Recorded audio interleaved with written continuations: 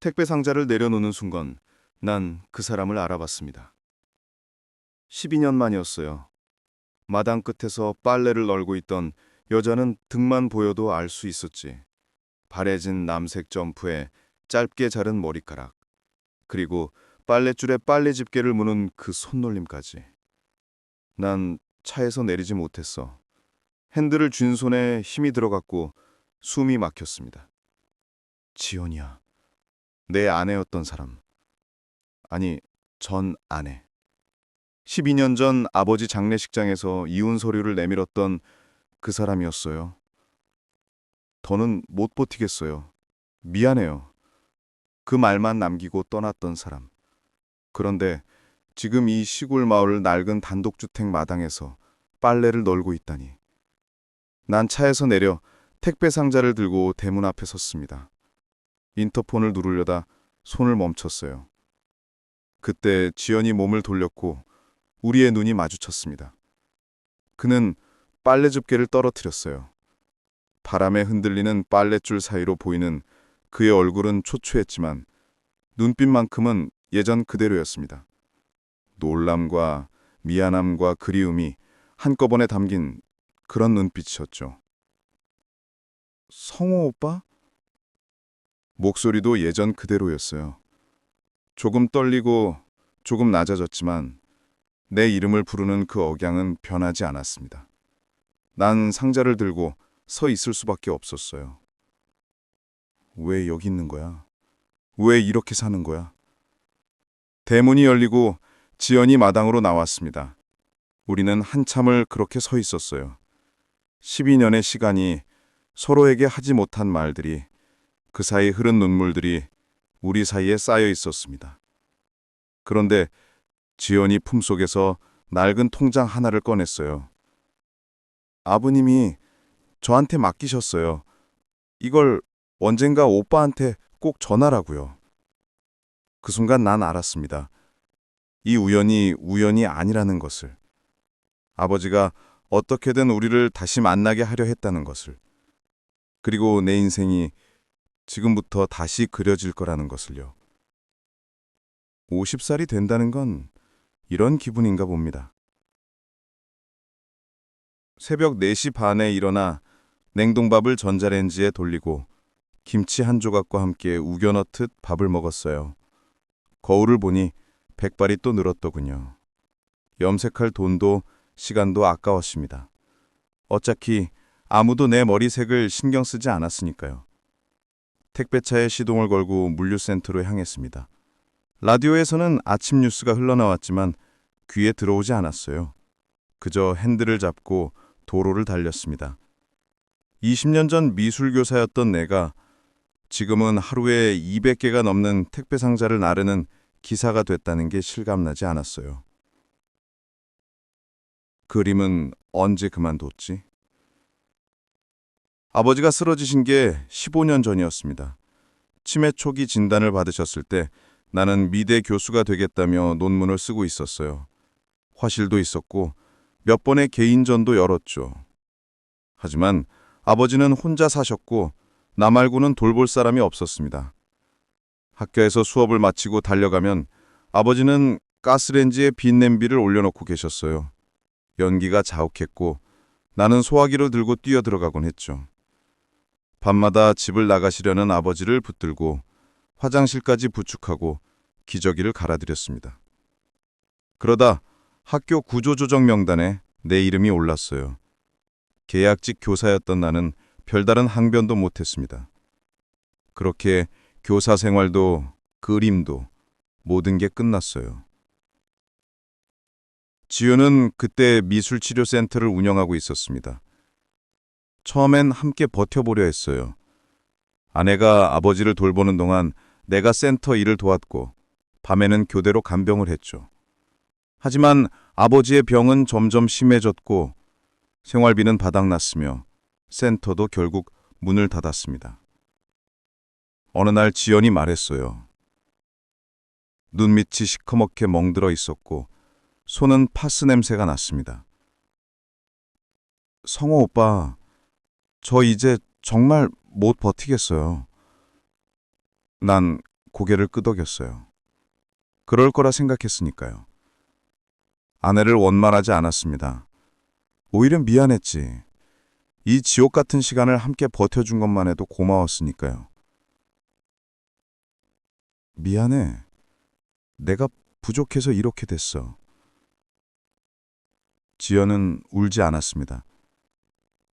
그저 고개를 저었을 뿐이었죠. 아니에요. 제가 약해서 그래요. 오빠는 끝까지 버티실 거잖아요. 장례식장에서 이혼 서류에 도장을 찍었습니다. 지연은 한 번도 뒤돌아보지 않고 떠났어요. 나는 영정사진 옆에 앉아 조문객들을 맞이했죠. 문상객들은 수군거렸습니다. 아내가 장례식 날 이혼하고 갔다더라? 그거 참 인정머리 없네. 나는 아무 말도 하지 않았어요. 변명할 기력도 없었고 사실 그럴 필요도 없었으니까요. 장례를 치르고 집으로 돌아왔습니다. 텅 빈 집에는 아버지의 양냄새만 남아 있었어요. 택배 일을 시작한 건 생계 때문이었어요. 일용직으로 이것저것 전전하다 지인의 소개로 택배 기사가 됐죠. 처음엔 힘들었습니다. 무거운 상자를 들고 계단을 오르내리면 허리가 끊어질 것 같았고, 여름엔 땀에 흠뻑 젖었으며 겨울엔 손이 얼어붙었어요. 하지만 익숙해졌습니다. 사람은 참 무엇이든 익숙해지더군요. 새벽부터 밤까지 일하고 집에 돌아와 라면 한 그릇 끓여 먹고 샤워도 안 하고 쓰러지듯 잠들었어요. 그렇게 하루하루가 지나갔습니다. 어느 날 물류센터 휴게실에서 동료가 물었어요. 성우 형, 결혼은 안 하세요? 나는 커피를 마시며 대답했습니다. 했었어. 이혼했고. 그러셨구나. 자식은요? 없어. 그 사람은 더 묻지 않았어요. 나도 더 말하지 않았습니다.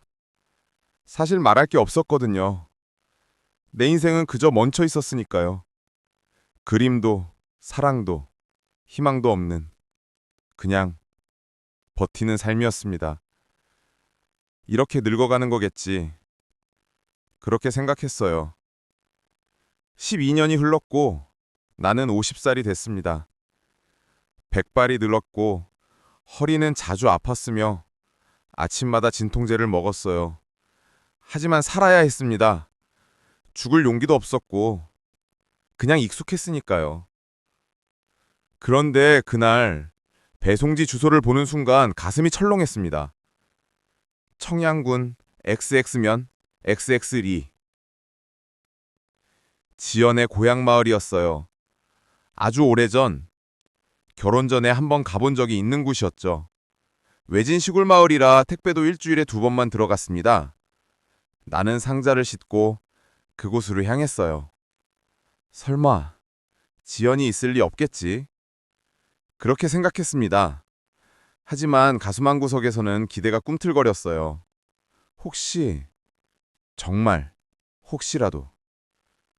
마을 입구에 도착했을 때 해는 중천에 떠 있었습니다. 좁은 길을 따라 들어가니 낡은 단독주택들이 보였어요. 대부분 노인들만 사는 집이었죠. 나는 내비게이션을 보며 배송지를 찾았습니다. 그리고 그 집 앞에 섰을 때 나는 빨래를 널고 있는 여자의 뒷모습을 봤습니다. 심장이 멎은 줄 알았어요. 지연이었습니다. 차에서 내리지 못한 채 한참을 그렇게 서 있었어요. 핸들을 쥔 손에서 땀이 났고 입술이 바짝 말랐습니다.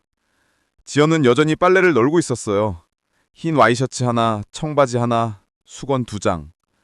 빨래가 많지 않았습니다. 여기서 혼자 사는 건가? 숨을 깊이 들여마시고 차문을 열었어요. 택배 상자를 들어올리는데 손이 떨렸습니다. 12년 만이었거든요. 12년 동안 단 한 번도 연락하지 않았고 어디서 무엇을 하며 사는지도 몰랐던 사람이었어요. 대문 앞에 섰을 때 지연이 몸을 돌렸습니다. 빨랫집게를 든 손이 허공에서 멈췄고 그의 눈이 크게 떠졌어요. 우리는 한참을 그렇게 서 있었습니다. 바람이 불어와 빨랫줄에 옷들이 흔들렸고 어디선가 참새 울음소리가 들렸어요. 성우 오빠. 목소리는 떨렸지만 분명했습니다. 지연은 빨래집게를 떨어뜨리고 천천히 마당으로 나왔어요. 예전보다 훨씬 말랐고 머리는 짧게 잘랐으며 옷차림도 수수했습니다. 하지만 그 눈빛만큼은 변하지 않았어요. 따뜻하고 슬프고 미안해하는 그 눈빛이었죠. 난 택배 상자를 내려놓았습니다. 택배야, 이 주소 맞지? 목소리가 떨렸어요. 최대한 차분하게 말하려 했는데 소용없었습니다. 지연은 고개를 끄덕였어요. 네, 맞아요. 침묵이 흘렀습니다. 할 말이 다 너무 많았지만 동시에 아무 말도 할 수 없었어요. 12년이라는 시간이 우리 사이를 가로막고 있었습니다. 그때 지연이 먼저 입을 열었어요. 들어오실래요? 차라도. 아니야, 괜찮아. 너무 빨리 대답했어요. 지연의 얼굴이 어두워졌습니다. 나는 택배 상자를 대문 앞에 두고 돌아서려다 멈췄어요. 이러면 안 되는데. 하지만 어떻게 해야 할지 몰랐어요. 12년 만에 만난 전 아내에게 뭐라고 말해야 할까요? 잘 지냈어라고 물어야 하나? 왜 여기 있어라고 물어야 하나? 아니면 그냥 아무 말 없이 가버려야 하나? 그때 지연이 품에서 무언가를 꺼냈어요. 낡은 통장이었어요. 표지가 바래고 모서리가 해진 오래된 통장이었죠. 성우 오빠, 이거 받아주세요. 그게 뭔데? 아버님이 저한테 맡기셨어요. 돌아가시기 전에 심장이 쿵 내려앉았습니다. 아버지, 12년 전 그날 장례식장에서 영정사진을 바라보던 기억이 떠올랐어요. 지연은 통장을 내밀었습니다. 언젠가 꼭 오빠한테 전화라고 하셨어요. 그런데 연락처를 몰라서 어디 사는지도 몰라서 그동안 목소리가 점점 작아졌어요. 난 통장을 받아들지 못했습니다.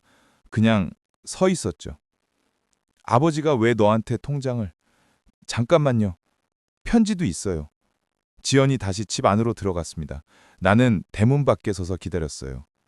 마당의 화단에는 코스모스가 피어 있었고 장독대 위로 햇빛이 쏟아지고 있었습니다. 예전에 지연이 좋아하던 꽃이었어요. 여기서 얼마나 산 거지? 잠시 후 지연이 낡은 봉투를 들고 나왔습니다. 봉투에는 아버지의 글씨로 성우에게 라고 적혀 있었어요. 손글씨를 보는 순간 눈시울이 뜨거워졌습니다. 아버님이 돌아가시기 한 달 전쯤 정신이 또렷하실 때 쓰신 거예요. 저한테 주시면서 꼭 전하라고 하셨어요. 지연의 목소리도 떨렸습니다. 나는 봉투와 통장을 받았어요. 손이 떨려서 제대로 잡지도 못했죠. 고마워. 그럼 성우 오빠. 지연이 내 이름을 불렀습니다. 나는 발걸음을 멈췄어요. 그동안 잘 지내셨어요? 정말 평범한 질문이었습니다. 하지만 대답할 수 없었어요. 잘 지냈다고 말할 수도, 못 지냈다고 말할 수도 없었습니다. 그냥 버텼을 뿐이었으니까요. 뭐 그럭저럭. 너는? 저도 그럭저럭이요. 우리는 웃지 않았습니다. 웃을 수가 없었어요. 12년의 시간이 그럭저럭이라는 말로 정리될 리 없었으니까요. 나는 고개를 숙였습니다. 그럼 난 가볼게. 택배가 많이 남아서. 네, 조심히 가세요. 차에 올라타 시동을 걸었어요. 백밀러로 보니 지연이 대문 앞에 서서 나를 바라보고 있었습니다. 손을 흔들지도 돌아서지도 않고 그냥 서 있었어요. 나는 악셀을 밟았습니다. 마을을 빠져나올 때까지 눈물을 참았어요. 하지만 국도에 들어서자 더 이상 참을 수 없었습니다. 차를 길가에 세우고 핸들에 힘알을 댔죠. 왜 거기 있는 거야? 왜 혼자 그렇게 사는 거야? 울 수도 없었습니다. 그저 가슴이 먹먹하고 답답할 뿐이었습니다. 봉투와 통장은 조수석에 놓여 있었어요. 아버지의 글씨가 보였습니다. 한참을 그렇게 있다가 다시 운전을 시작했습니다. 남은 택배를 배송하고 물류센터로 돌아가고 차를 정리했어요. 모든 걸 기계처럼 했습니다. 생각하고 싶지 않았거든요. 집에 도착한 건 밤 9시였습니다. 원룸문을 열고 들어가 불을 켰어요. 텅 빈 방에는 침대 하나, 옷장 하나, 작은 테이블이 하나가 전부였습니다. 나는 테이블에 앉아 봉투를 꺼냈어요. 손이 떨렸습니다. 봉투를 뜯는데 한참이 걸렸어요. 손이 떨려서 제대로 뜯지도 못했습니다. 안에는 편지지 3장이 들어있었어요. 아버지의 손글씨였습니다. 치매 때문에 글씨가 빼뚤빼뚤했지만 한자 한자 정성껏 쓴 흔적이 보였어요. 성우야. 첫 문장을 읽는 순간 눈물이 쏟아졌습니다. 아빠가 이 편지를 쓸 때는 아직 정신이 또렷하구나. 내가 이 편지를 읽을 때쯤이면 아빠는 아마 너를 알아보지 못할 거야. 아니, 어쩌면 이미 세상을 떠났을지도 모르지. 나는 편지를 내려놓았어요. 숨을 고르고 다시 읽었습니다. 아빠가 병들어서 미안하다. 네 인생을 망쳐서 미안하다. 내가 그림 그리는 걸 얼마나 좋아하는지 아빠는 알아. 미대에 합격했을 때 네 얼굴, 첫 전시회 했을 때 네 눈빛, 선생님들 가르칠 때 네 목소리 다 기억해. 가슴이 무너지는 것 같았어요. 아버지는 다 알고 계셨던 겁니다. 내가 포기한 것들, 버린 꿈들, 잃어버린 시간들 다 알고 계셨어요. 근데 아빠 때문에 다 놓쳤지? 그림도, 학교도, 지연이도. 아빠가 병들지만 않았어도 너는 지금쯤 훌륭한 화가가 됐을 거야. 지연이란 행복하게 살았을 거고. 손이 떨려서 편지를 제대로 잡을 수가 없었습니다. 눈물이 편지지에 떨어졌어요. 그래서 아빠가 할 수 있는 게 뭔가 생각했어. 너한테 미안하다는 말만 하고 죽을 순 없잖아. 그래서 네 그림들을 팔았다. 뭐라고? 소리내어 중얼거렸습니다. 그림을 팔았다고? 창고에 처박아둔 그 그림들을? 네가 창고에 넣어둔 그림들 아빠가 하나씩 꺼내서 팔았어. 정신이 또렷할 때마다 한 점씩. 지연이가 도와줬지. 사진 찍어서 인터넷에 올리고 택배로 보내고. 처음엔 몇만 원씩 팔렸는데 나중엔 몇십만 원씩 팔리더구나. 머릿속이 하얘졌습니다. 아버지가 그 치매 걸린 몸으로 내 그림을 팔았다고요? 지연이가 도와줬다고요? 통장에 있는 돈이 그거야. 네 그림 판 돈. 다는 아니고 한 30점 정도 팔았나. 전부 합쳐서 1,200만 원쯤 됐어. 지연이한테 맡겼다. 아빠가 죽으면 너한테 꼭 전하라고. 1,200만 원. 숨이 막혔습니다. 그 돈이면 아버지 병원비에 보탤 수 있었을 텐데 왜 말씀하지 않으셨을까요? 아빠는 이 돈 쓰고 싶지 않았어. 이건 네 돈이거든. 네가 그린 그림이고 네가 쏟아부은 시간이고 네가 포기한 꿈이니까. 그러니까 이 돈은 너를 위해 써야 해. 손이 부들부들 떨렸습니다. 성호야, 아빠 때문에 힘들었지? 많이 지쳤지? 이제 그만 쉬어도 돼. 네 인생 살아. 네가 하고 싶은 거 해. 다시 그림 그려도 되고 여행 가도 되고 뭐든 좋아. 편지를 읽을 수가 없었어요. 눈물이 너무 많이 나서 글자가 보이지 않았습니다. 그리고 지연한테 잘해줘라. 그 애도 많이 힘들었어. 아빠 간호하면서 몸이 많이 상했거든. 병원 가야 하는데 돈이 없어서 못 갔어. 너한테 짐 될까봐 참았지. 뭐라고? 지연이가 아팠다고요? 그래서 이혼한 거였나요? 그 애가 너무 미안해했어. 아빠한테 계속 미안하다고 성우 씨한테 짐이 됐다고 울더라. 그래서 아빠가 말했지. 지연아, 네가 짐이 아니라 기둥이었어. 네 없었으면 우리 진작에 무너졌어. 나는 바닥에 주저앉았습니다. 무릎에 힘이 풀렸어요. 성우야, 아빠 마지막 부탁이다. 지연이 내 며느라게 그 애 좀 챙겨줘라. 편지는 거기서 끝났습니다. 아버지의 글씨가 점점 흐려지다가 마지막 문장은 거의 알아볼 수 없을 정도였어요. 사랑한다. 아들아. 나는 편지를 가슴에 안고 울었습니다. 소리내어 한참을 울었어요.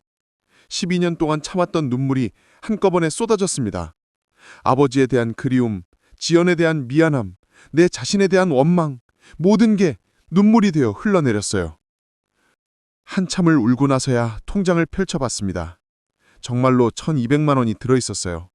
마지막 입금 일자는 12년 전 아버지가 돌아가시기 일주일 전이었습니다. 지연이가 이 통장을 한 푼도 안 쓰고 보관했구나. 12년 동안 자기 병원비로 써야 할 돈을, 생활비로 써야 할 돈을 한 푼도 안 쓰고 보관했던 겁니다. 언젠가 나한테 돌려주기 위해서. 휴대폰을 들었습니다. 지연의 번호는 진작에 지웠지만 오늘 배송지 주소는 남아 있었어요. 나는 내비게이션에 입력했습니다. 내일 다시 가야겠어. 아니, 당장이라도 가고 싶었어요. 하지만 밤이 너무 깊었고 몸은 녹초가 되어 있었습니다. 침대에 누웠지만 잠이 오지 않았어요. 천장을 바라보며 생각했습니다. 지연이는 왜 혼자 시골에 있는 걸까? 병은 괜찮을까? 뭘 먹고 사는 걸까? 궁금한 게 너무 많았어요. 하지만 동시에 두려웠습니다. 12년 동안 쌓인 시간을 어떻게 메워야 할까요? 서로에게 한 말들을, 하지 못한 말들을 어떻게 풀어야 할까요? 새벽이 되어서야 잠이 들었습니다. 꿈속에서 아버지가 나왔어요. 건강하던 시절의 아버지였습니다. 나를 보며 웃고 계셨어요. 잘했다, 아들아. 이제 네 인생 살아. 눈을 떴을 때 백이 씻기 젖어 있었습니다. 다음 날 배송 스케줄을 조정했습니다. 소장님께 말씀드렸어요.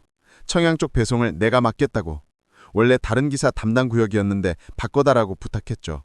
소장님은 이상하다는 듯 쳐다보지만 허락해 주셨어요. 성우 씨, 무슨 일 있어요? 아니, 그냥 그쪽에 볼 일이 좀 있어서. 거짓말은 아니었습니다. 볼 일이 있었으니까요. 12년 만에 제대로 해야 할 일이 생긴 겁니다.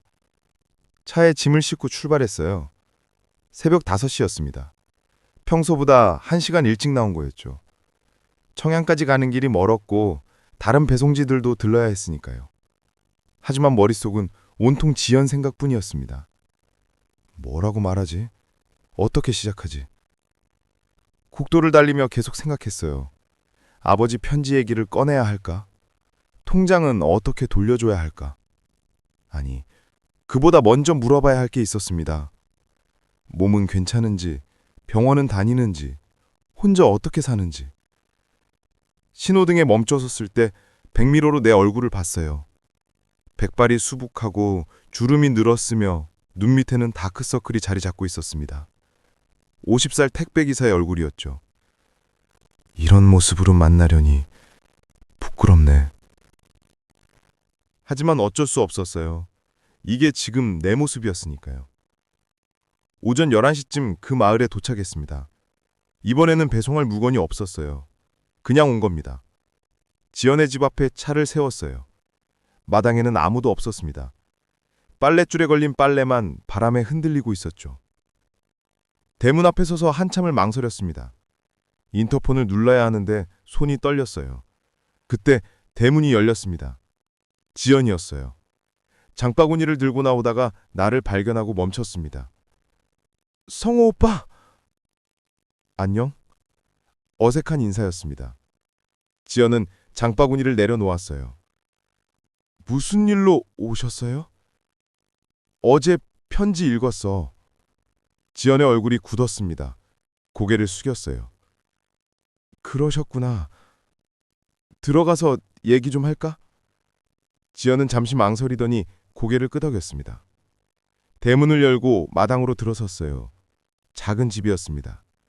현관에서 신발을 벗고 들어가니 방 2칸짜리 단독주택이었죠. 거실에는 낡은 소파와 작은 테이블이 있었어요.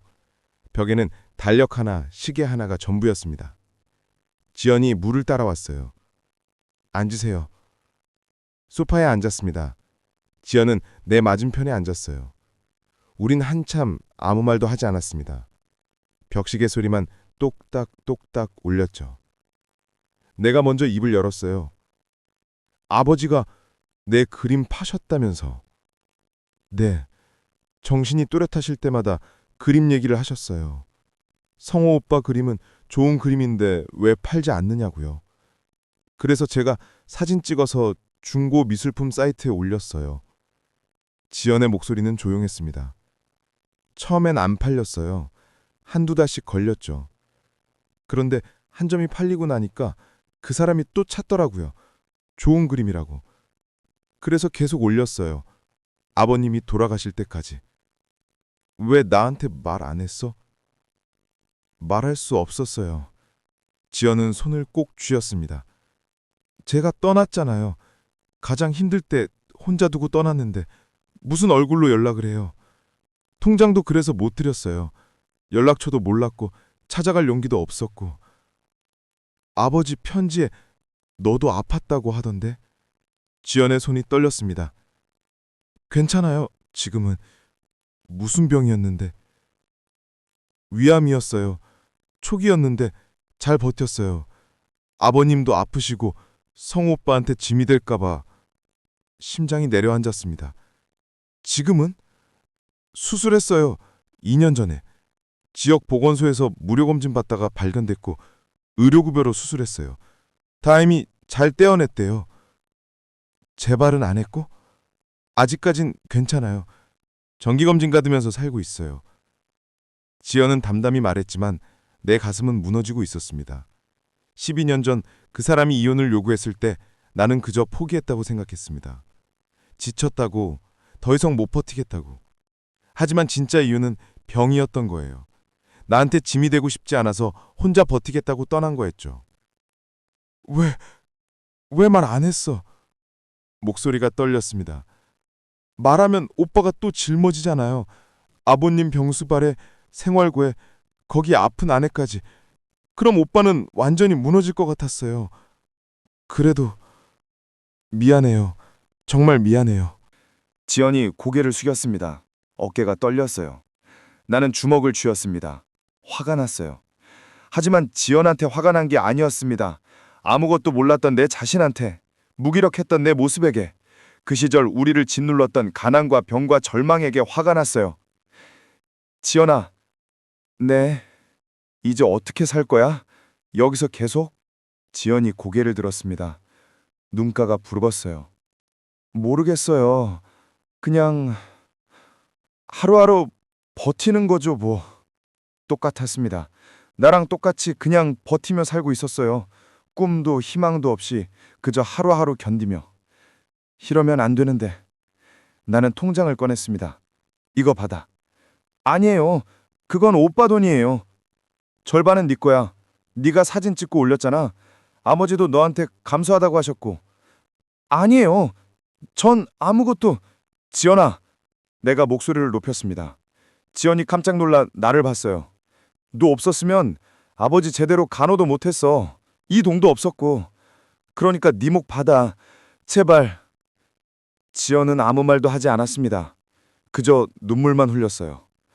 우리는 한참을 그렇게 앉아 있었습니다. 할 말이 너무 많았지만 동시에 아무 말도 할 수 없었어요. 12년의 시간이, 서로의 고통이, 참았던 눈물들이 우리 사이를 채우고 있었습니다. 며칠 후 다시 찾아갔습니다. 이번에는 음식을 가져갔어요. 슈퍼에서 산 반찬들, 과일, 우유. 많지 않았지만 내가 할 수 있는 전부였습니다. 지연의 집 냉장고를 봤거든요. 김치 한 통, 계란 몇 개가 전부였어요. 이걸로 어떻게 사는 거야? 대문을 두드렸습니다. 지연이 나왔어요. 내 손에 든 봉지를 보더니 황급히 손을 저었습니다. 왜 이런 것까지? 안 그래도 되는데. 그냥 지나가다 샀어. 거짓말이었죠. 일부러 장을 봐서 온 겁니다. 지연은 더 거절하지 못하고 받았어요. 집 안으로 들어가 냉장고에 넣었는데 문득 벽에 걸린 약봉지가 보였습니다. 소화제, 진통제, 비타민제. 한 달치쯤 되는 양이었어요. 약은 잘 챙겨 먹고 있어? 네, 보건소에서 받아와요. 검진은? 석 달에 한 번씩 받아요. 다음 달이 검진일이에요. 지연은 차를 끓여왔습니다. 우리는 거실에 마주 앉았어요. 처음 왔을 때보다는 조금 편해졌지만 여전히 어색했습니다.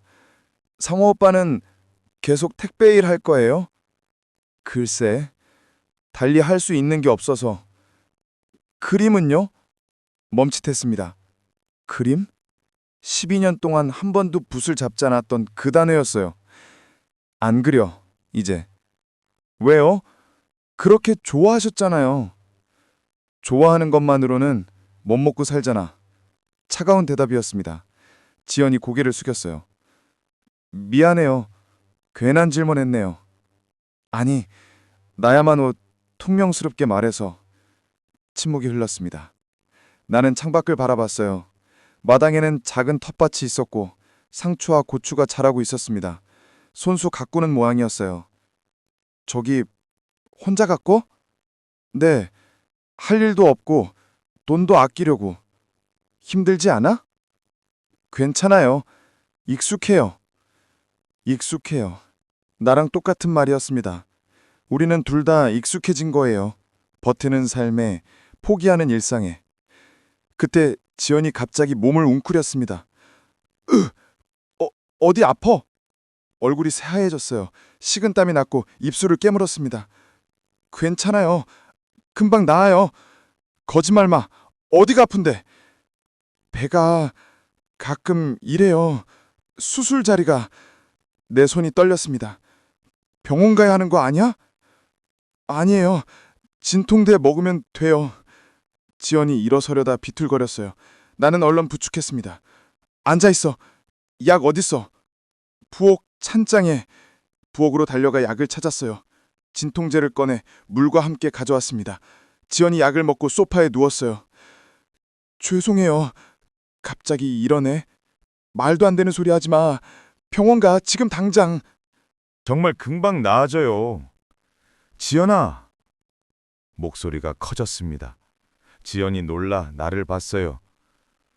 너 혼자 이렇게 버티면 어떡해? 쓰러지면 누가 알아? 여기 혼자 사는 거 아무도 모르잖아. 지연의 눈에서 눈물이 흘렀습니다. 성희 오빠, 저 병원비 없어요. 내가 낼게. 안 돼요. 그건... 나도 모르게 소리쳤어요. 가슴이 터질 것 같았습니다. 왜 혼자 아픈 걸 참아? 왜 말도 안 해? 나한테 짐이 된다고 생각하는 거야? 그럼 나는 뭐야? 네가 아픈데 아무것도 안 하고 보고만 있어야 해? 목이 메었습니다. 지연도 울고 있었어요. 미안해요. 정말 미안해요. 나는 주저앉았습니다. 소파 앞에 무릎을 꿇고 고개를 숙였어요. 제발 혼자 버티지 마. 나도 뭔가 하고 싶어. 한참을 그렇게 있었습니다. 지연이 조심스럽게 내 손을 잡았어요. 성호 오빠. 응. 고마워요. 단 3글자였지만 그 말이 내 가슴을 무너뜨렸습니다. 우리는 그날 응급실에 갔습니다. 검사 결과 재발은 아니었어요. 수술 후 유착으로 생긴 통증이라고 했습니다. 약을 처방받고 정기적으로 물리치료를 받으라고 했죠. 병원비는 내가 냈어요. 15만 원. 지연은 계속 미안하다고 했지만 나는 아무렇지 않았습니다. 오히려 다행이라고 생각했어요. 큰 병은 아니어서 치료할 수 있어서. 병원에서 나와 차에 탔습니다. 지연은 창밖을 보며 말했어요. 성호 오빠, 저희 뭐 하는 걸까요? 뭐가? 이렇게 다시 만나서 서로 돌보고 그러는 게 이게 맞는 건가? 나는 잠시 생각했습니다. 그리고 대답했어요. 모르겠어. 맞는지 틀린지. 그냥 하고 싶은 거야. 지연이 고개를 돌려 나를 봤습니다. 하고 싶은 게 뭔데요? 내 곁에 있는 거. 심장이 뛰었어요. 고백 같았습니다. 아니, 고백이었죠. 12년 만에 하는, 용기 내어 하는. 지연은 아무 말도 하지 않았어요. 그저 고개를 숙이고 손수건으로 눈을 닦았습니다. 나는 시동을 걸었습니다. 무슨 대답이 나올지 몰랐어요. 하지만 괜찮았습니다. 일단 내 마음은 전했으니까요. 집 앞에 차를 세웠습니다. 지연이 차에서 내리다 멈췄어요. 성우 오빠, 내일도 올 거예요? 내 입가에 미소가 번졌습니다. 응, 올게. 지연도 살짝 웃었어요. 12년 만에 보는 그 사람의 미소였습니다. 다음 날 나는 약속대로 지연의 집을 다시 찾았습니다. 대문 앞에 서니 지연이 마당에서 흙을 만지고 있었습니다. 흙 묻은 장갑을 벗어놓고 환하게 웃었어요. 어제 병원에서 돌아올 때 보았던 그 미소였습니다. 오빠, 와주실 줄 알았어요. 당연히 와야지. 내일 병원 진료 예약해뒀어. 오전 10시야. 지연의 얼굴에서 웃음기가 사라졌어요.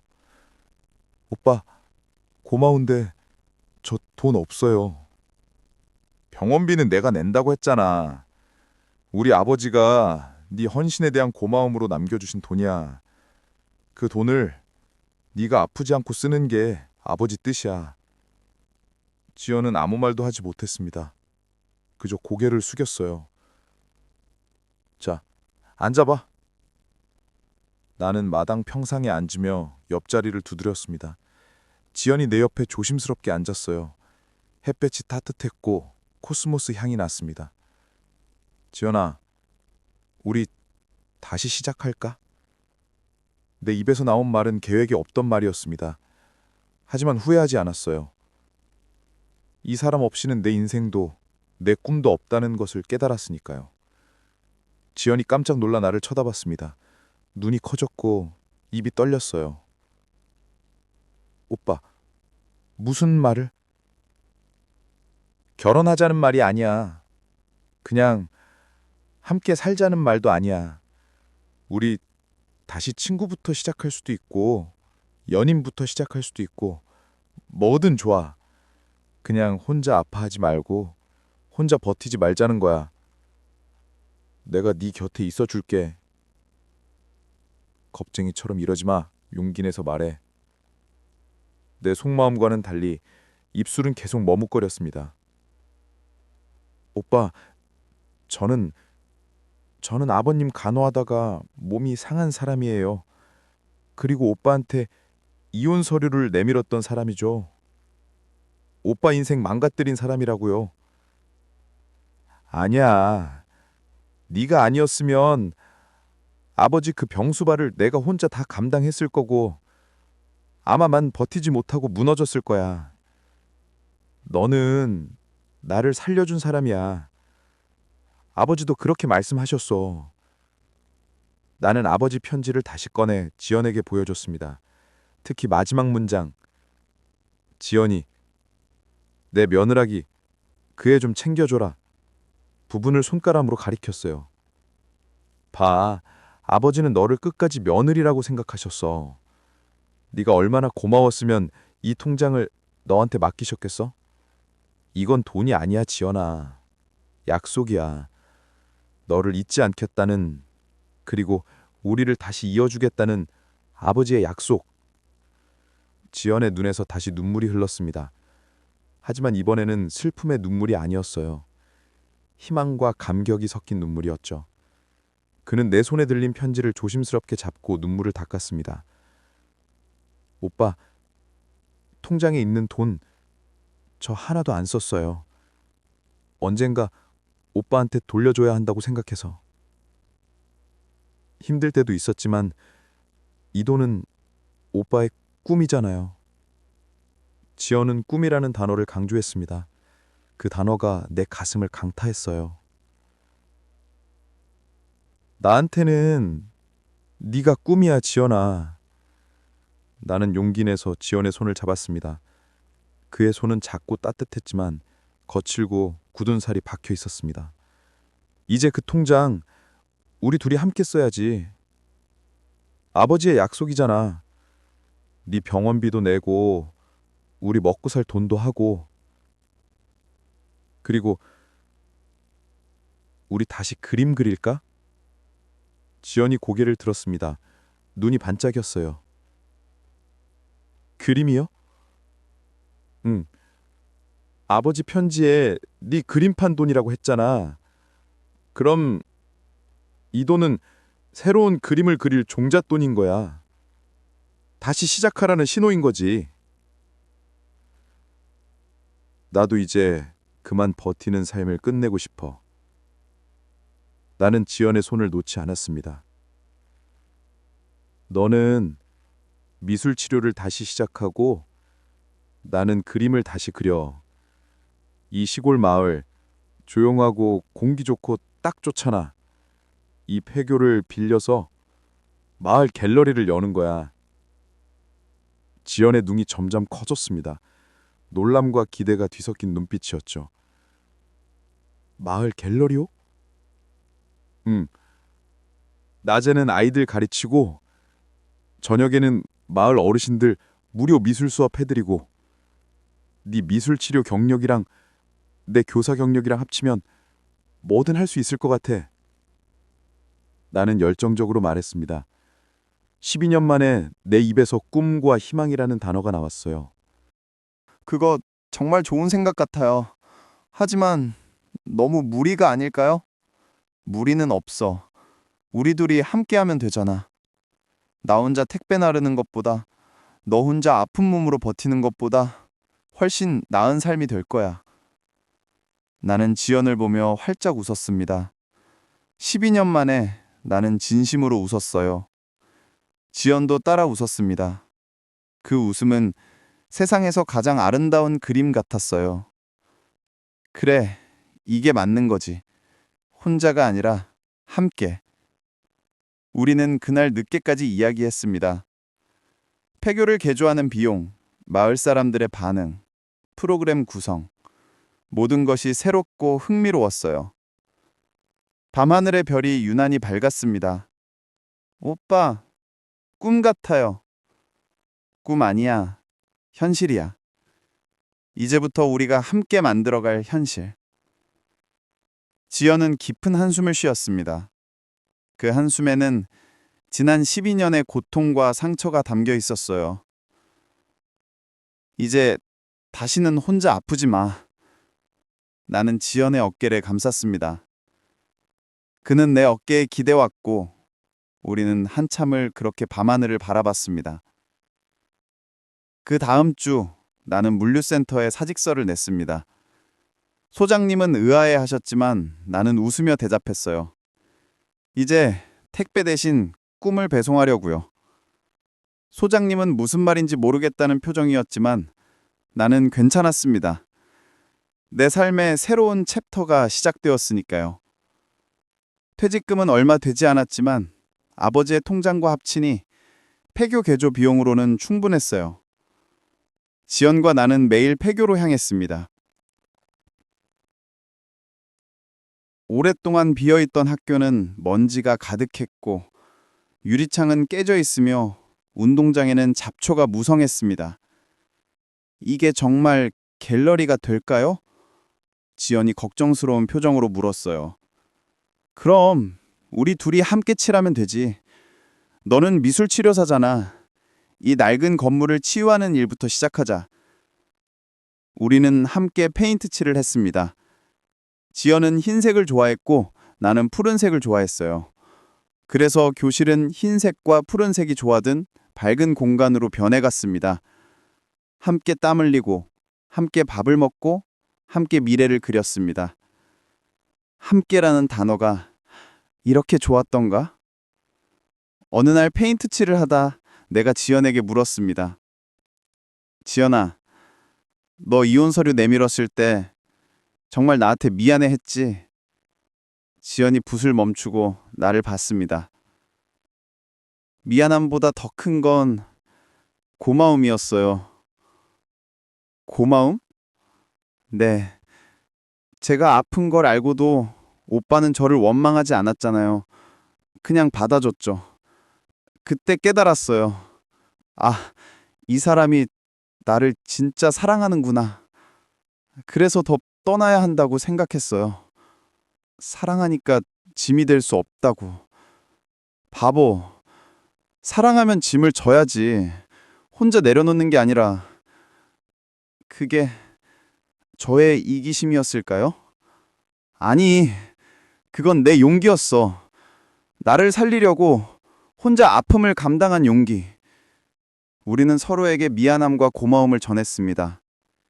12년 동안 쌓인 오해와 상처가 그제야 깨끗하게 씻겨 내려갔어요.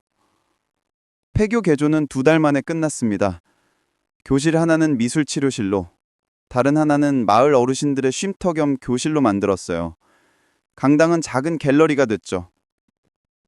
마을 갤러리, 잊지 않은 마음. 우리가 함께 정한 이름이었습니다. 아버지가 우리를 잊지 않았던 것처럼 우리도 서로의 꿈과 사랑을 잊지 않겠다는 다짐이었죠. 개관일, 마을 어르신들이 모두 오셨습니다. 지연이 먼저 어르신들에게 인사했어요. 안녕하세요. 저는 지연이에요. 여기서 여러분들의 마음을 그림으로 치유해 드릴 거예요. 이어서 내가 인사했습니다. 저는 성우입니다. 예전에 이 지역에서 미술교사였어요. 이제 여러분들의 손으로 가장 아름다운 그림을 그려드리겠습니다. 첫 수업은 폭발적인 반응이었습니다. 어르신들은 주변 연필을 잡았지만 지연의 따뜻한 격려와 나의 쉬운 설명에 금세 웃음을 되찾았어요. 이 그림은 내 남편 얼굴 같네.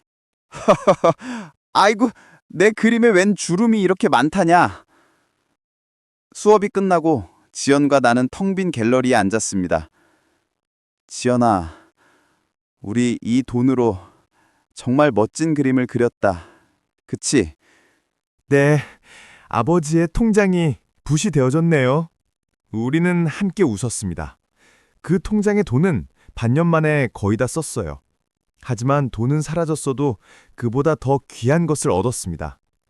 잃어버렸던 관계, 포기했던 꿈, 그리고 다시 시작할 수 있는 용기. 인생 2막은 정말로 아름다운 예술이 될 수 있겠구나. 지연은 매일 정기검진을 받았습니다. 나는 그녀의 곁에서 항상 함께했어요. 더 이상 혼자 아파하게 두지 않겠다는 무언의 약속이었습니다. 나는 지연을 바라봤습니다.